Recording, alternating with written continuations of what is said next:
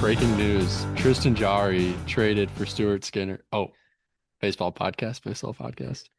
Welcome Welcome back to back the to eBug podcast. welcome back to the Platoon Baseball Podcast. I am Jesse Paul, along with my lovely co-host, Chris Sathi. What's up, Uh, buddy? we How we finally got doing? some trades and signings to talk Let's about. go. Not that we didn't have any, but like we like we know, the winter meetings happened and we've got some action out of it. Yeah, it was I think people expected more, but still got some decent deals done and trades that we can discuss today and kind of review and see what we think. Yeah.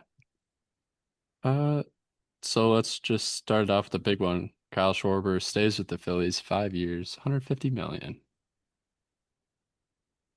Yeah, I love the deal. I think once I saw the way Philly embraced him, Uh, it just makes total sense that he's sticking around too. I also I heard he shortly after he signed the deal, had to go all the way back home due to his wife giving birth to their child. So I wonder if he was like, I just want to sign this deal and get over it. Get Yeah, it over with and move on. So yeah, I think makes sense that he stays. The Phillies love him and for his off the field stuff as well. yeah. Great guy to have in the Yeah, city. I would like to give the Pittsburgh Pirates their flowers. They What? uh they No, offered they offered Kyle Schwarber a contract 1 year less and about the same AAV.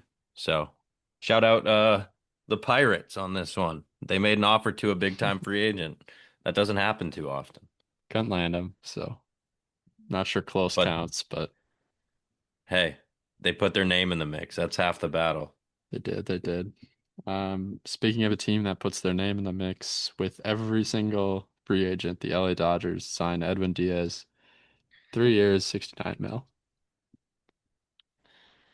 At this point, it's just I have two things. The Dodgers are, in a way, fixing baseball by spending so much money because we're going to have a lockout. They're also ruining it. Pick whatever side you want.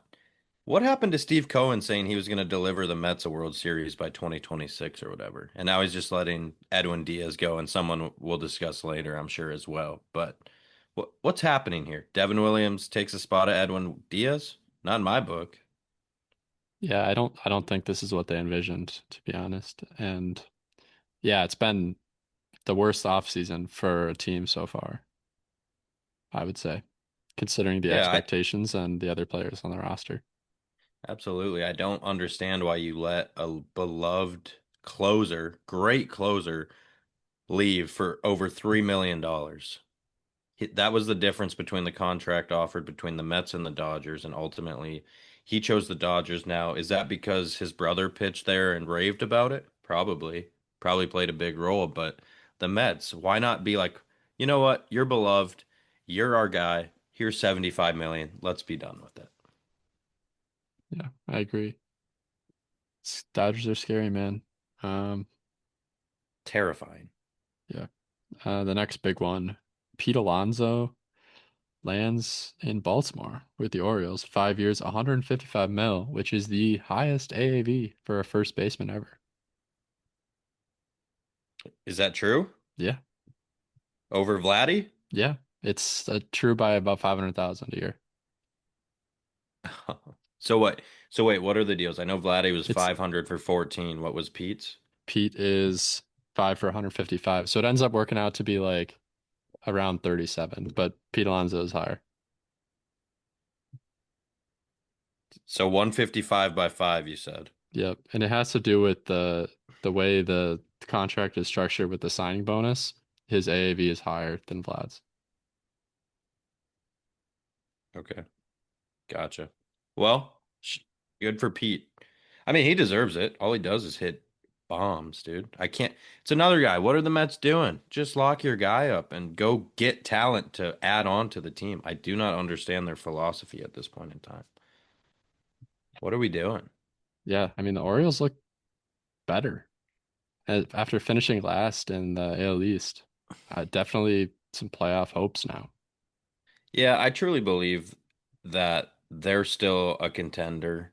Maybe not for the World Series, but at this point, a playoff contender. I think they had a down year. They have a lot of young guys who just had one of those years where it didn't gel. I think they can easily get back to that spot, and this signing helps them get there much quicker. And you look at what else they've done. They traded for Taylor Ward. They signed Ryan Helsley. They're in the market for Framber Valdez.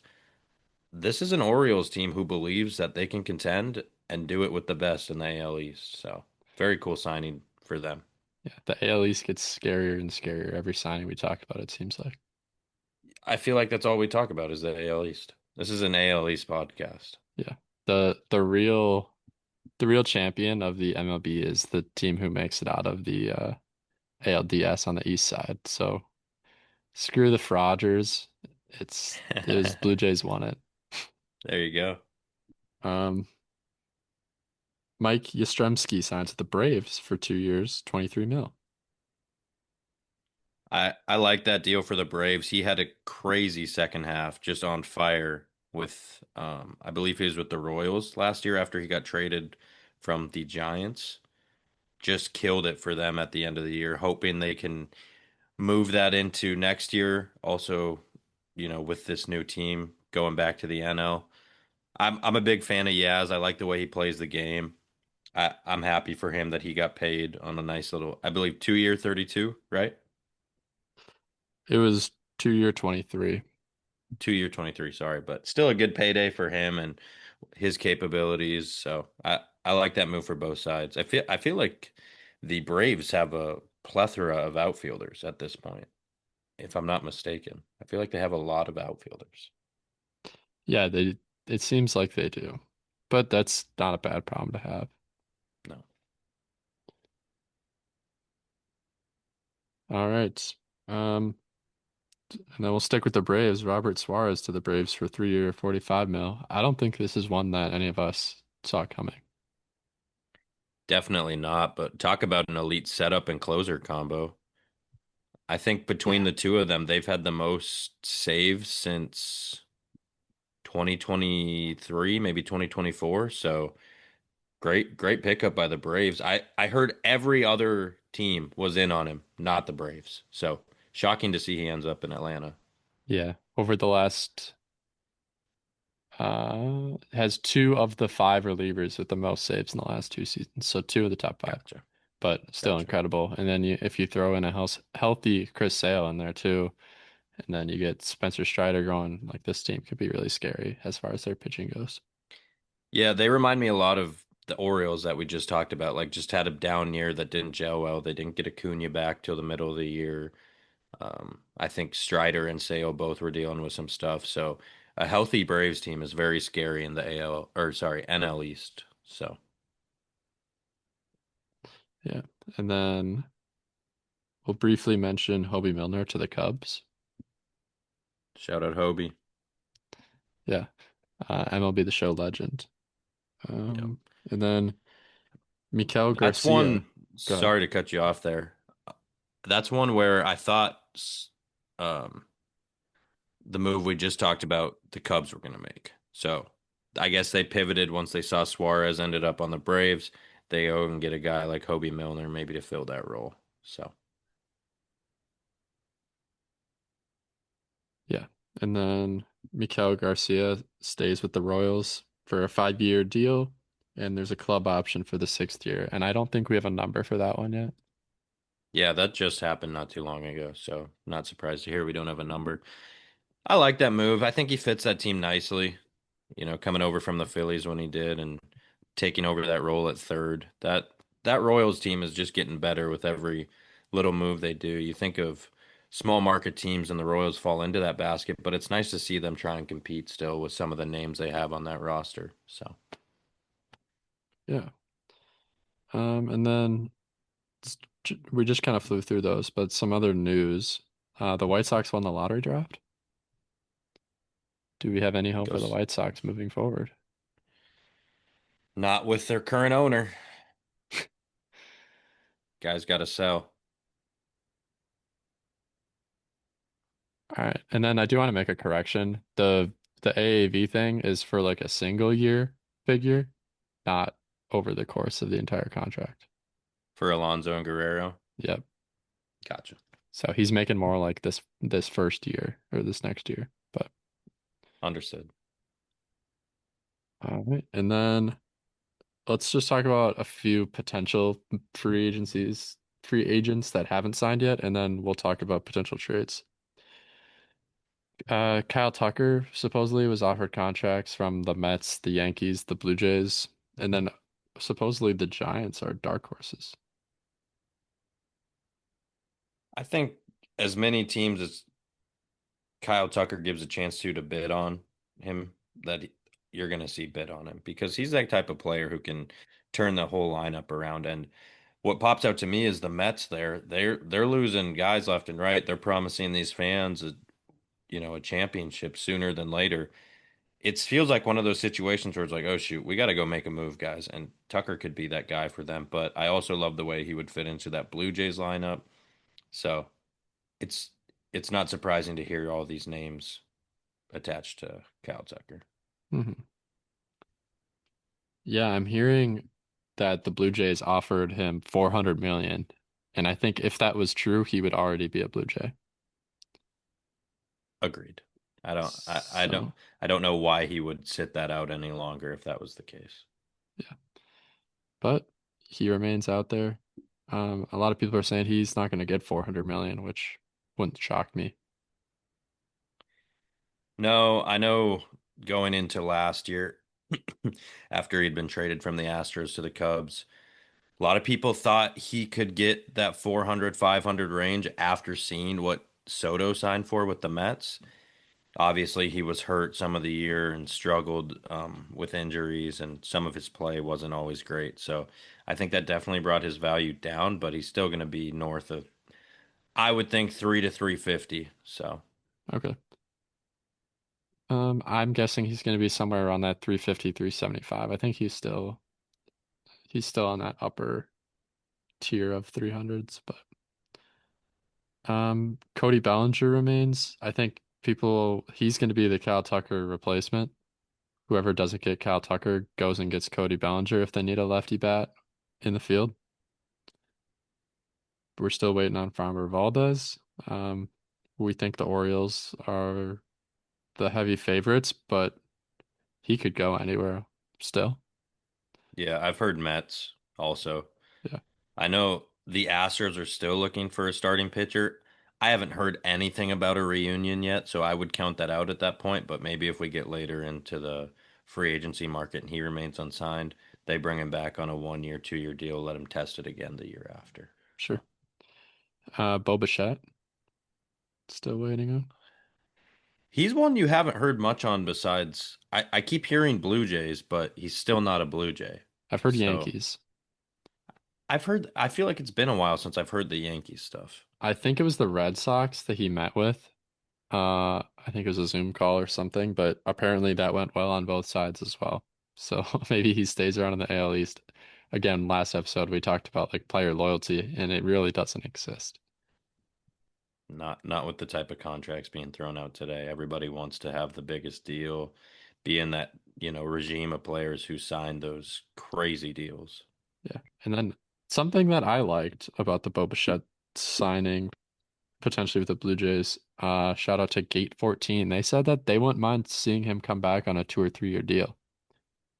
I think that makes a lot of sense given his injury history over the last 2 years. Teams might be scared to throw that big contract, but if he signs a shorter, even a 2 year deal with the Blue Jays, and they do manage to get Tucker or another pitcher or something, this already stacked Blue Jays team gets Bo Bichette back, tries to make a run, and then Bo Bichette can make his decision after those 2 years.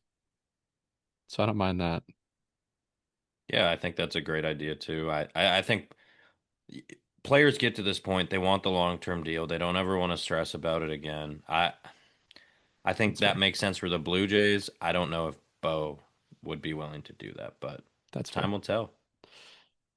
Murakami's deadline is within the next 2 weeks, I know, maybe 10 days. We haven't heard much about that. Not a peep. Yeah. So So, I'm curious what I honestly feel like this is all waiting on Kyle Tucker. What is Kyle Tucker going to do? What can we get if we don't get Kyle Tucker? Yeah. And we saw that with Schwarber immediately after Alonso signs. So we saw that DH echelon player get moved or sign right after that. So maybe that happens with players in the field now or lefty bats. Yeah. Seems like there's a lot Yeah. of lefty bats available.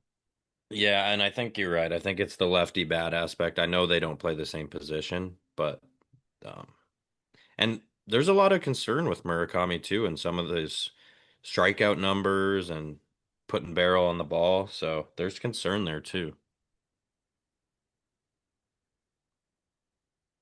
All right. And then we had Alex Bregman still hasn't signed. I haven't heard much about him either. I haven't either, man. I don't know what's going on. I don't know why people would be waiting on him. I've heard Cubs and Red Sox really, but outside of that, nothing has really came up in my eyes. So Yeah. I mean, we just saw Garcia sign that extension for his third base. He's really the only, seems like the only third baseman left. besides Murakami, who is believed to play either corner infield Yeah. position. Yeah. I think he's going to end up being more of a DH and or first base just due to his potential lack of defensive ability. Yeah, just depends on what team he ends up on. Yep. We haven't heard much about Tatsuya Imai as well. I've I've heard Yankees on that front. Yeah. That wouldn't be too surprising.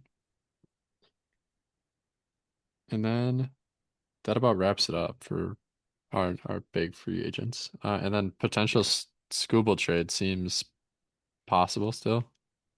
It's looming. Ah, It's scary. We all know who the name of I mean, for those who don't know, it's rumored that the Dodgers are making a push for Scooble, and I would be devastated. yeah, That is I the think last team I want to see him pitching on. everyone besides Dodgers fans would be devastated. Unless you're rooting Yeah. for a lockout year, then that's good for you, I guess. Yeah. It's going to happen regardless. I think Think at this so. point they are going to trade for Scooble and there's going to be a lockout. So What do you think the that's where we're return at. is? I heard Glasnow and plus plus plus. Plus, if I'm the Tigers, I understand trading Scooble if you're not going to sign him to that deal that he's going to be worth, and Yeah. just lose him for nothing. I understand trading him. But if I'm the Tigers, I'm going Glasnow plus, plus, plus, plus, maybe even another plus. That's just me, but we'll see what happens. And then my thing is, you don't have to trade him necessarily now. I mean, your value for him is going to be much higher if he can pitch for another team for a full season. But you still have the trade deadline too, where you will get some assets back for a guy like Scooble, especially from a team who's trying to make a run or push in the playoffs. Not that the Dodgers need him, but if they can get him to a team that does need it at the deadline, you're going to see some assets coming back. But yeah, like I said, I think it's Glasnow plus, plus, plus, plus. So. Yeah. And then there's still a lot of pitchers, top some pretty good pitchers available, whether that is through trade or free agency. We have Cabrera with the Marlins. We have Skubal potentially being available. Sounds like the Dodgers are willing to move Glasnow and Sheehan for Skubal. That's kind of what I'm hearing. Plus whatever other prospects you get back. Ranger Suarez is available, and we talked about Valdez already. So teams can still make their moves for those Yeah. pitchers. I'm I'm still in the belief that Mackenzie Gore is going to be traded as well. Yeah, I forgot to mention him. So, yeah, there's plenty of arm talent out there, and everybody says, you can't have enough starting pitching or pitching in general. So, somebody's going to be making moves for these names. Yeah. And then pitchers we didn't talk about who signed deals already. Mike Soroka to the Diamondbacks 1 year. Steven Matz to the Tampa Bay Rays for 2 years. And Mark Leiter Jr. to the A's on a 1 year, $3 million deal. Yeah, you don't expect much out of those moves. They just kind of solidify either the starting rotation or, like in Leiter's case, the bullpen, another arm. So, I don't think they're drastic moves, but interesting to see where they ended up. Yeah, for sure. All right. Well, we kept it short and sweet. We'll call it a day there unless you have any other final words before we hopefully get some more news in the following weeks. It seems like it's going slow, but Yeah, I'd expect if anything, it's going to happen next week, or else it's going to be after January. Because once the holidays hit, I feel like you don't hear, no, they take a break for too sure. much. So we'll see what happens here. But hopefully, we get some more action here within the next week before Christmas, and have some more to talk about next week. And is Tucker the first to go? First big one, I should say. Unless it really depends. I don't if teams feel like he's taking too long, some are I don't want to use the word panic. Some are going to make up their mind and go a different direction because they don't want to wait Yeah, and then lose out on other potential free agents. So like the we'll Mets we'll did. see exactly. So try not to do what the Mets are doing. Do the opposite. Yeah. Okay, well, that wraps it up for the next free agent episode. Have a good week, especially Mets fans. Thinking of you, Mets fans, during this dark, dark, dark. All right. See ya. Peace.